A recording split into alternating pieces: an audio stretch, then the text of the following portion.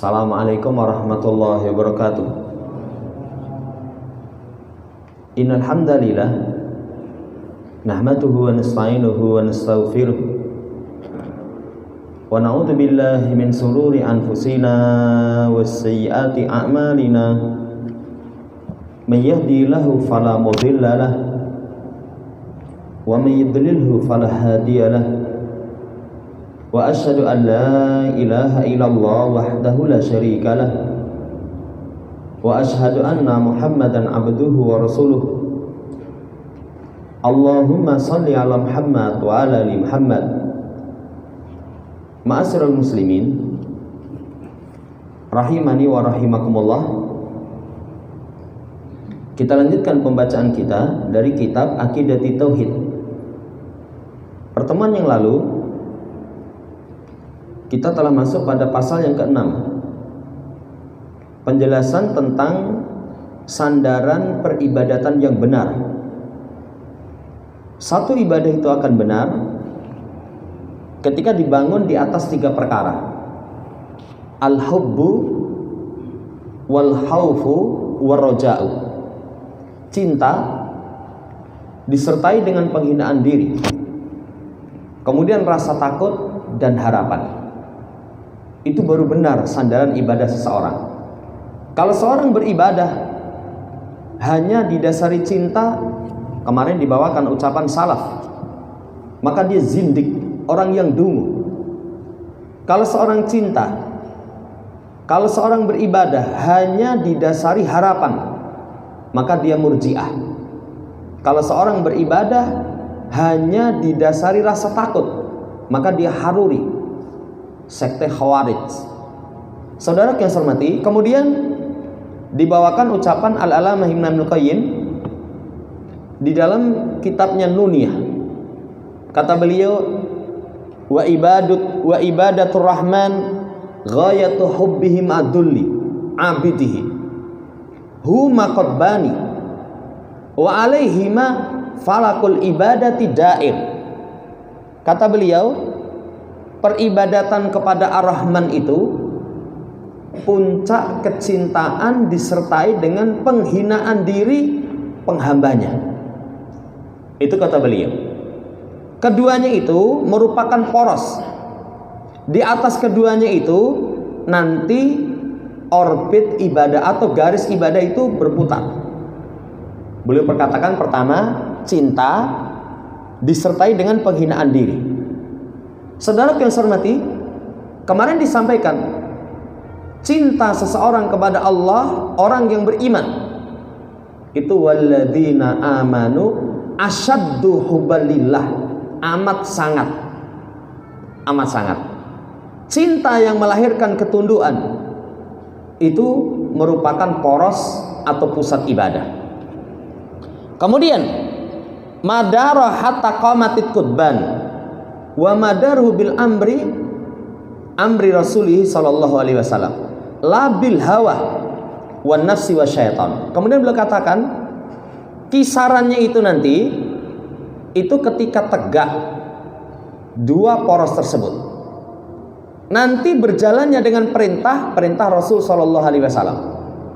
Berarti kalau ibadah sudah didasari cinta disertai dengan penghinaan diri, kemudian setelah itu sesuai dengan perintah Rasul, berarti praktek pelaksanaan ibadah itu tidak dengan hawa nafsu, tidak dengan syaitan, bisikan-bisikan syaitan, tapi dengan perintah Rasul Shallallahu Alaihi Wasallam. Jamaah hormati, demikian. Maka syabbaha rahimahullah taala dauran al ibadati alal mahabbati wad dulil mahbub wallahu jalla wa ala. Ibnu Qayyim itu menyerupakan dua kisaran ibadah itu, cinta dan penghinaan diri kepada yang dicintai Allah Subhanahu wa ta'ala. Maka dengan kisaran itulah nanti dua poros ini akan berputar. Kemudian disebutkan poros ini nanti berputar ibadah dengan perintah Rasulullah SAW dan apa yang disyariatkan. Berarti cinta Setelah itu sesuai dengan perintah Rasul Shallallahu Alaihi Wasallam, tidak dengan hawa nafsu, tidak dengan perintah jiwa, tidak pula perintah dari syaitan. Falaisa dzalika minal ibadah, itu semua bukan termasuk ibadah, bukan termasuk ibadah. Saudara yang saya hormati, kayak misalkan menjelang bulan Ramadan, ya, ada beberapa pertanyaan. Salah satu pertanyaannya, kadang ada pawai menyambut kedatangan bulan Ramadan. Ketika ditanyakan kepada para ulama, gimana acara seperti itu?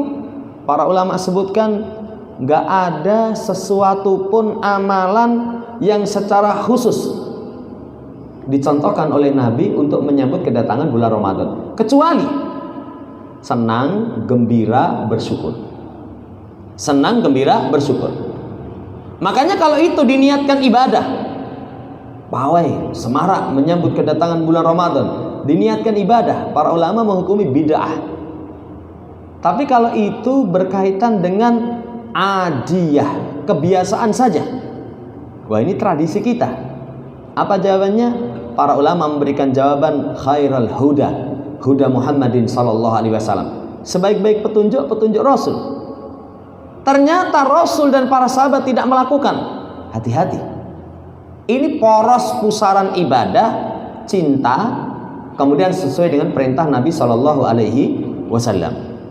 Apa yang Rasul syariatkan, maka nanti beredarlah peribadatan itu. Tapi wala tudirul bidah wal hurafat wal ahwa wa taklidul a'ba. Tapi tidak berputar dengan bid'ah-bid'ah, amalan yang gak ada contoh, bukan dengan hurafat, bukan dengan hawa nafsu, bukan dengan taklid kepada bapak moyang. Itu berkaitan dengan perkara-perkara ibadah. Jamaah hormati, berarti kalau di awal pendahuluan sandaran ibadah itu 3: cinta, khauf, roja. Tapi kalau lebih dipersempit, cuma 2. Sandaran ibadah itu cuma 2: cinta disertai dengan penghinaan diri, keteladanan kepada Rasulullah Shallallahu Alaihi Wasallam. Itu sandaran dalam beribadah. Wallahu ta'ala alam. Selesai, kemudian masuk dalam pembahasan tauhidul asma'i was sifat, tauhid tentang nama dan sifat. Pembahasan ini nanti beliau akan sebutkan 3 perkara. Pertama, dalil tentang ditetapkannya nama dan sifat. Kedua, jalan ahlu sunnah wal jamaah dalam masalah nama dan sifat. Ketiga, bantahan kepada orang yang mengingkari nama dan sifat. Di negeri kita itu banyak itu orang yang mengingkari nama dan sifat. Ada 3 sekte. Ada Jahmiyah, kemudian ada Mu'tazilah, ada lagi nanti satunya itu paling besar, Asy'ariyah Maturidiyah. Tokohnya sudah kembali ke jalan yang benar, Abul Hasan al-Asy'ari, tapi pengikutnya masih ngotot. Jamaah hormati, ini nanti yang mengingkari tentang nama dan sifat. Pertama, dalil dari kitab dan sunnah serta akal tentang ditetapkannya nama dan sifat. Kata beliau, sabaqa andakarna anna tauhida yanqasimu ila salasati aqsamin. Telah berlalu kita sebutkan tauhid itu terbagi menjadi 3 pembagian. Terbagi menjadi 3 pembagian. Dan ini sudah kita terangkan. Jangan nanti seseorang kemakan pemikiran yang menyimpang dengan mengatakan, oh, salafiyun ahlussunnah itu memiliki akidah trinitas katanya. Ya, pembagian itu hanya sekedar memudahkan untuk pembelajaran. Kalau misalkan tidak dibagi 3, enggak apa-apa kok. Kita tauhidkan Allah dalam 2 perkara. Pertama, kita tauhidkan Allah berkaitan dengan perbuatan dan sifatnya. Kedua, kita tauhidkan Allah dengan ibadah kita.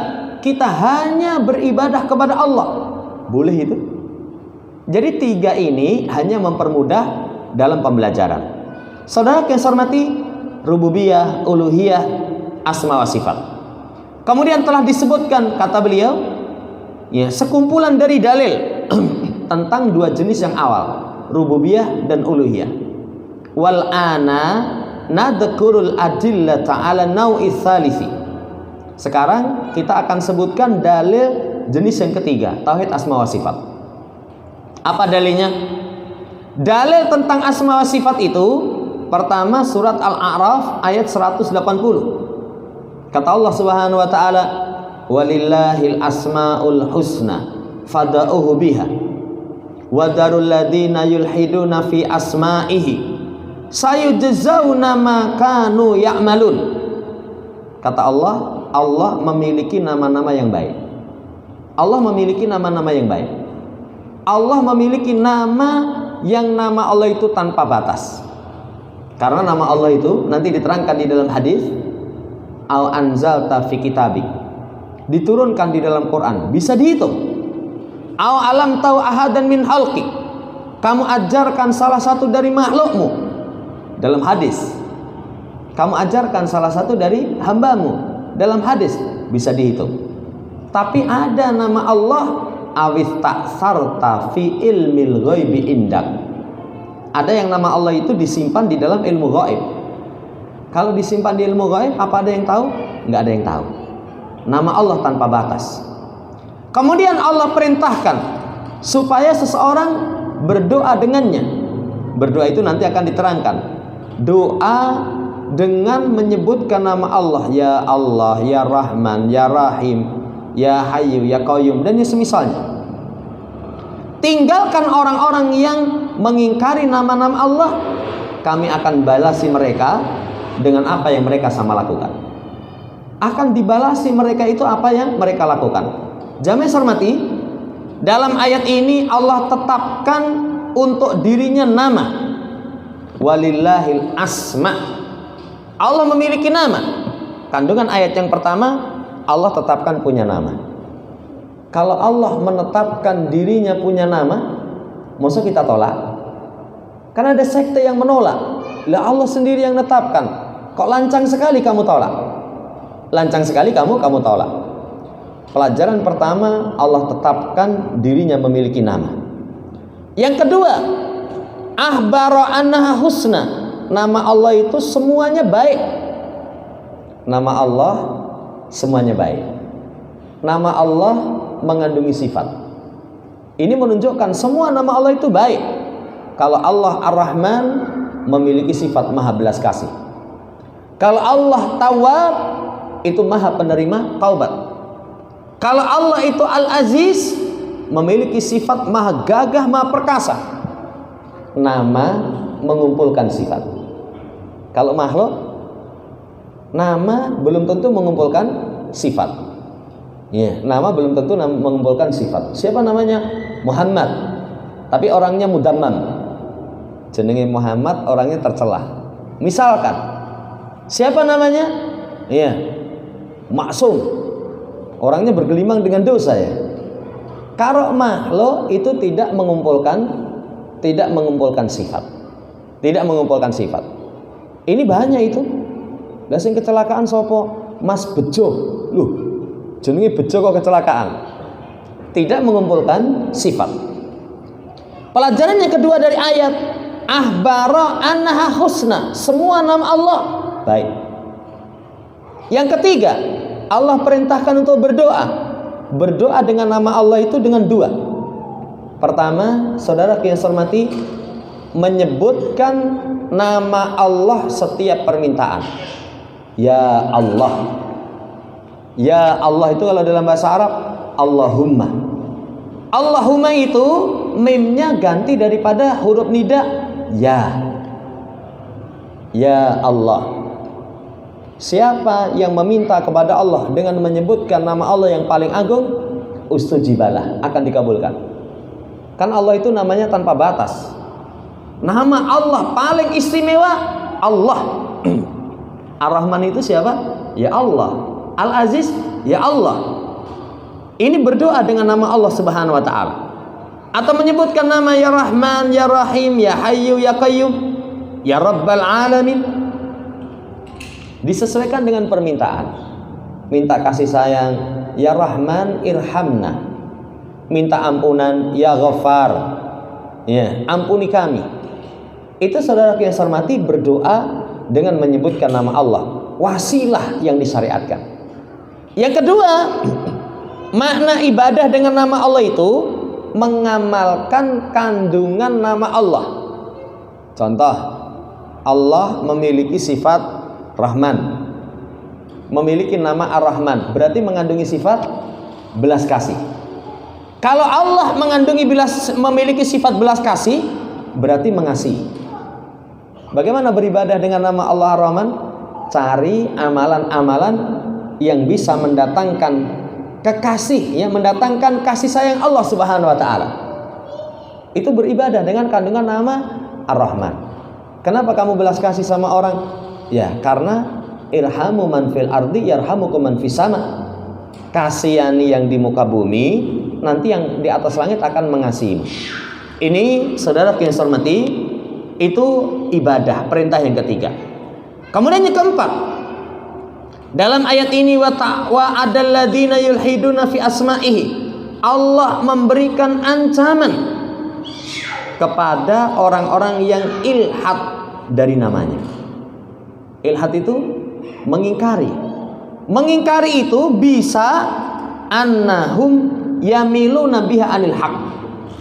Mereka berpaling dari kebenaran.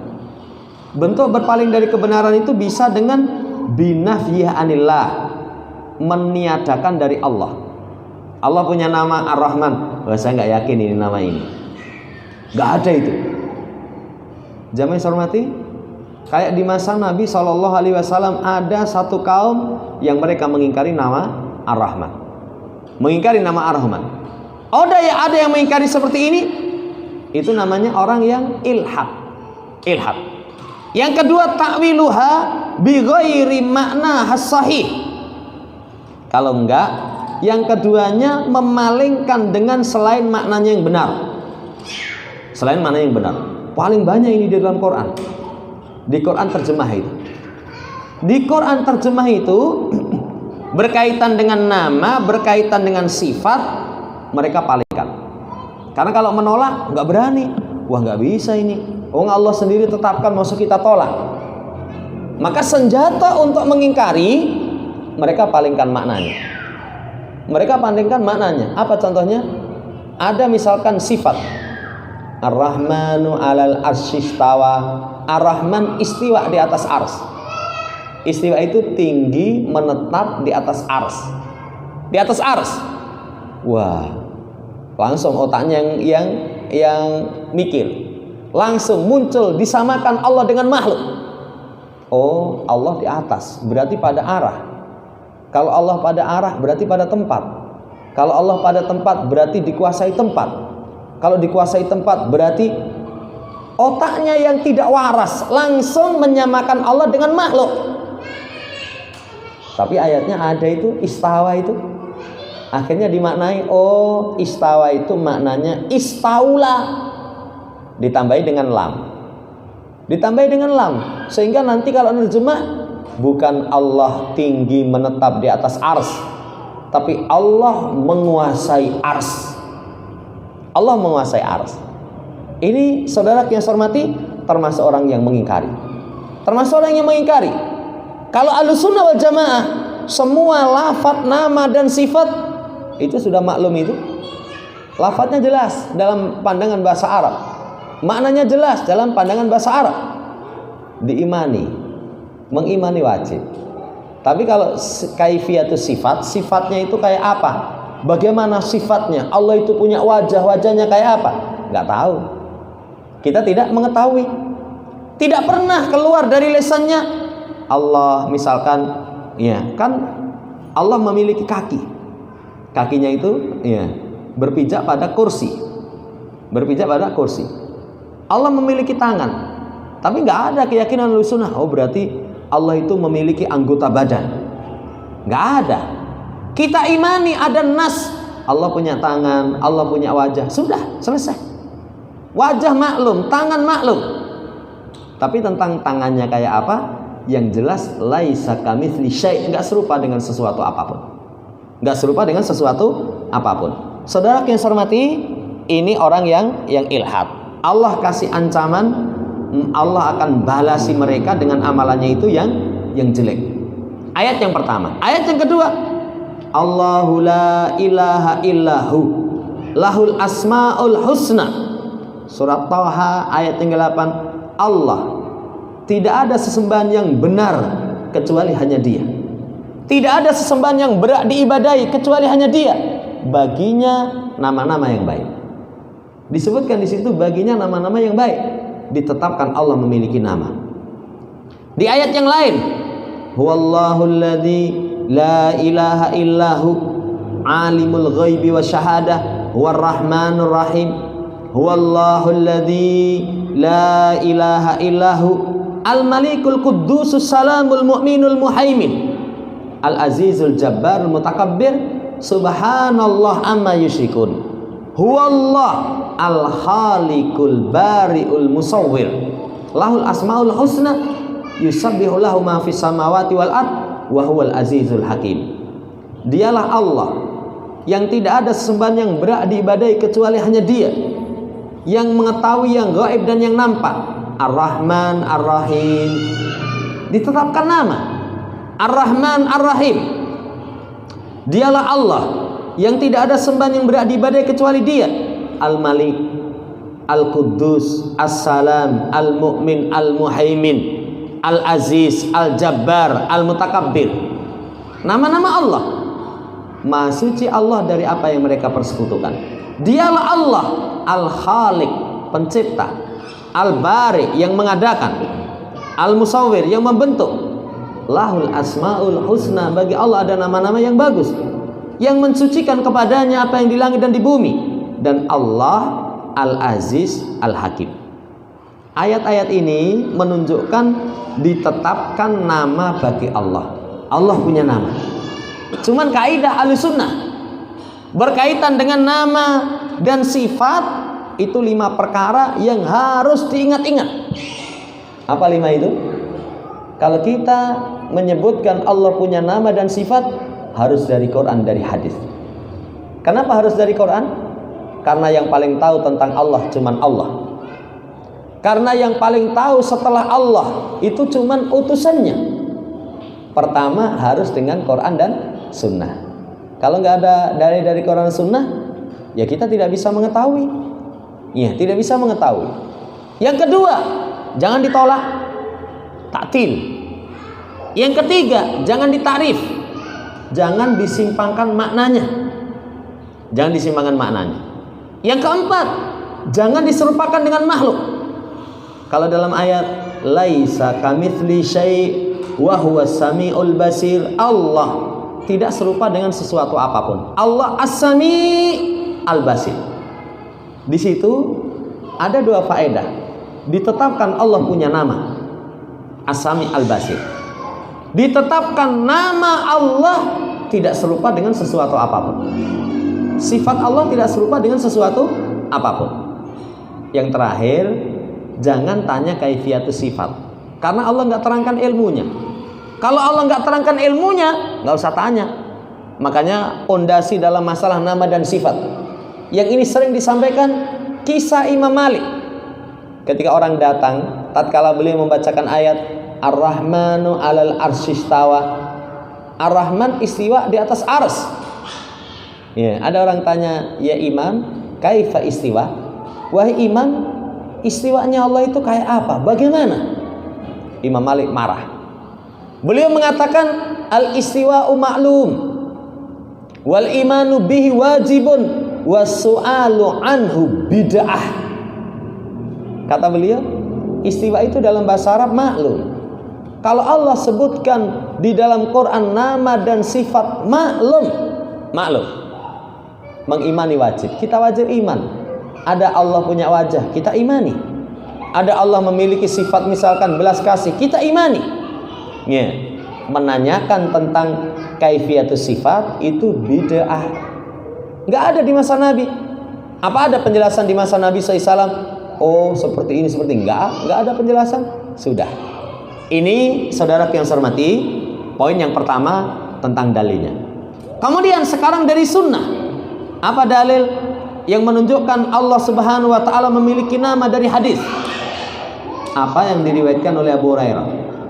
Kata Nabi sallallahu alaihi wasallam, "Inna lillahi tis'atan wa tis'ina isman mi'atan ila wahidan man ahsaha dakhala jannah." Allah memiliki 99 nama. 100 kurang 1. Siapa yang ahsaha dakhala jannah. Siapa yang ahsaha, ahsa itu menghafal, memahami, mengamalkan.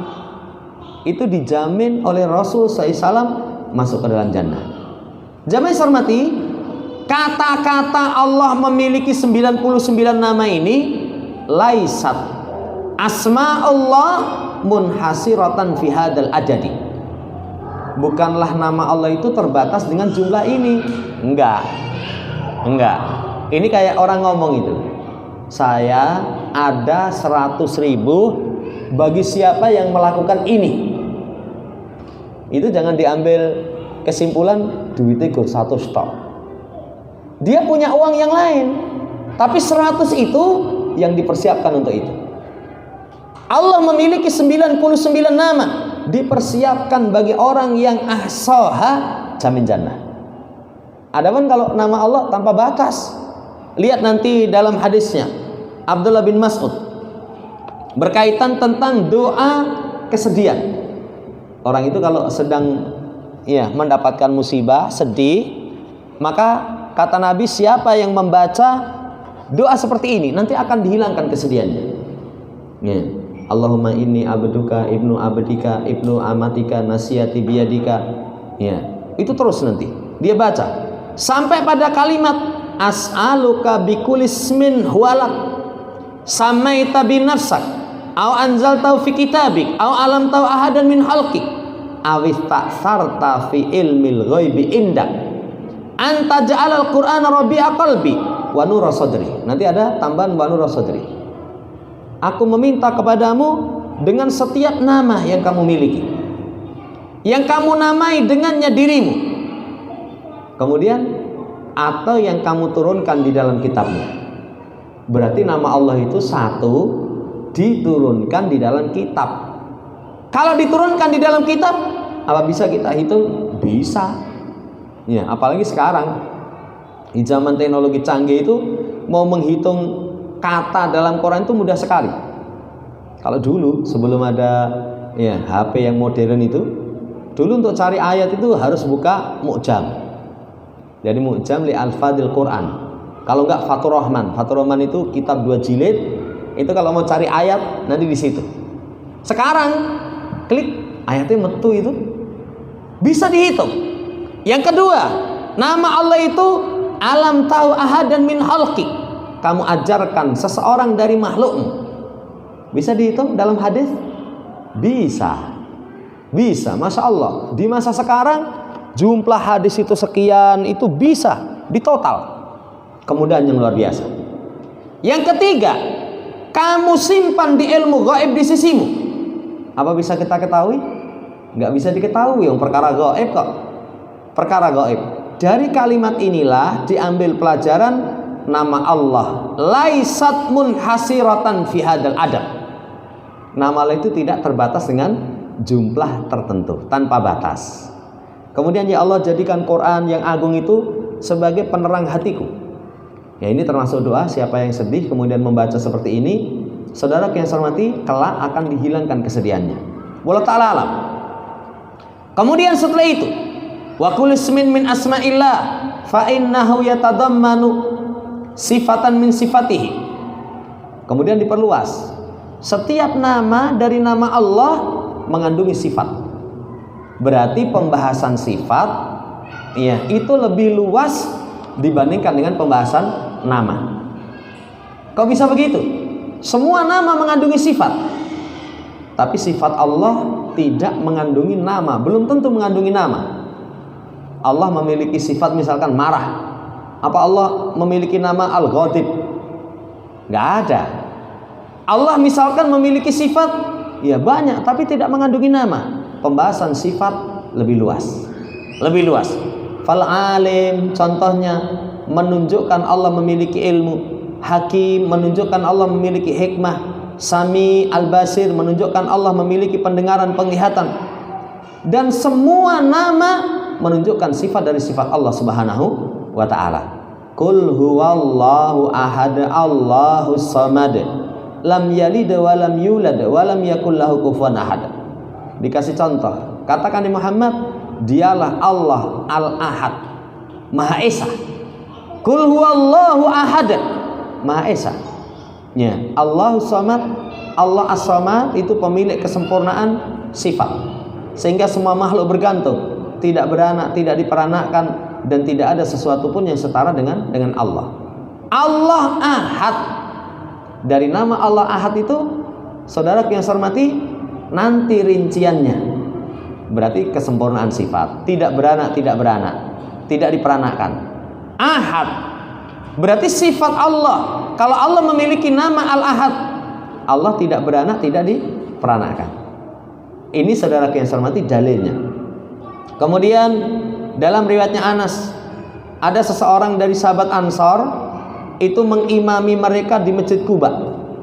Ya, ketika mengimami itu membuka surat yang dibaca dengannya itu dalam sholatnya itu dibaca dengan Qul huwallahu ahad. Jadi kalau setelah Al-Fatihah selesai lalu baca surat Al-Ikhlas. Kadang setelah itu membaca lagi surat yang lain bersamanya, dan itu dilakukan setiap rakaat.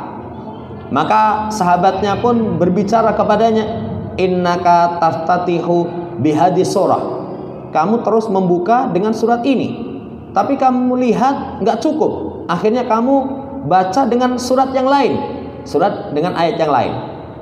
Kalau kamu mau baca ini saja, atau kamu tinggalkan, atau kamu baca dengan ayat yang lain. Ya bu, mending kalau baca surat Ikhlas ya Ikhlas, nggak usah tambahi. Tapi kalau membaca yang lain nggak usah baca surat Al-Ikhlas. Itu kalau ngimami setelah Al-Fatihah surat Al-Ikhlas, nanti setelah itu surat yang lain. Terus sahabatnya nggak suka. Kata dia, ma'ana bitarikiha, saya nggak akan tinggalkan. Kalau kalian suka aku imami kalian, ya aku lakukan. Tapi kalau kalian tidak suka, ya sudah aku nggak ngimami aja. Lalu mereka memandang yang memang paling afdol dia yang jadi imam, akhirnya terus imami. Ya, cuman mereka pun mendatangi Rasulullah SAW menghabarkan kisah itu. Maka Nabi mengatakan, ya fulan, ma yamna'uka an taf'ala ma ya'muruka bihi. Fulan, apa sih yang menghalangimu untuk kamu lakukan apa yang diperintahkan teman-temanmu? Mbok kamu mau surat Al-Ikhlas toh atau surat yang lain lah. Ora rasa disambung itu, rasa didobelke. Iya. Wa ma hamalaka 'ala luzumi hadis surah fi kulli ra'atin. Apa yang mendorongmu, membawamu untuk terus membaca surat ini setiap rakaat? Kata sahabat Ansor itu, saya cinta kepadanya. Lalu Nabi mengatakan, cintamu kepadanya memasukkanmu ke dalam jannah. Ini menunjukkan istimewa surat Al-Ikhlas. Kemudian nanti dalam ayat yang lain, kenapa kamu suka? Ya, karena surat Al-Ikhlas itu sifatur Rahman, sifat Ar-Rahman, dan saya suka untuk membacanya. Karena dalam surat Al-Ikhlas ada sifat Ar-Rahman, Ahad. Kemudian disebutkan tadi Allahus Samad, lam yalid wa lam yulad. Disebutkan sifat Ar-Rahman. Kata Nabi, kabarkan kepada dia bahwasanya Allah cinta kepada dia. Bahwasanya Allah Subhanahu wa taala cinta kepada dia. Ini dalil tentang sifat. Dalil tentang sifat misalkan wa yabqa wajhu rabbika, wajah Rabbmu itu tetap ada. Disebutkan Allah memiliki wajah. Imani. Contoh yang lain, Allah memiliki tangan. Sudah imani. Allah memiliki sifat ridho, cinta, marah, benci. Selain dari itu, kalau ada ayat dan hadis menyebutkan tentang sifat Allah Subhanahu wa taala seperti itu, sudah imani. Ini saudara yang saya hormati, dalil dari Quran maupun dari sunnah. Wallahu ta'ala alam, itu yang bisa kita baca. Insya Allah pertemuan seterusnya nanti masih lanjut seputar tentang pembahasan nama dan sifat. Dan nama dan sifat itu termasuk ilmu yang paling agung, ya. Karena yang dipelajari tentang Allah Subhanahu wa taala, zat yang maha agung. Satu nama itu kalau diresapi, diamalkan sudah cukup menjadi orang yang baik. Ya, apalagi nanti 99, apalagi semua nama Allah luar biasa. Demikian, semoga Allah Subhanahu wa taala berikan taufik untuk kita bisa mengamalkan apa yang kita pelajari ya dalam kehidupan sehari-hari sehingga kita mendapatkan kebahagiaan di dunia wal akhirah. Allahumma amin. Subhanakallahumma rabbana bihamdika asyhadu an la ilaha illa anta astaghfiruka wa atubu ilaik. Assalamualaikum warahmatullahi wabarakatuh.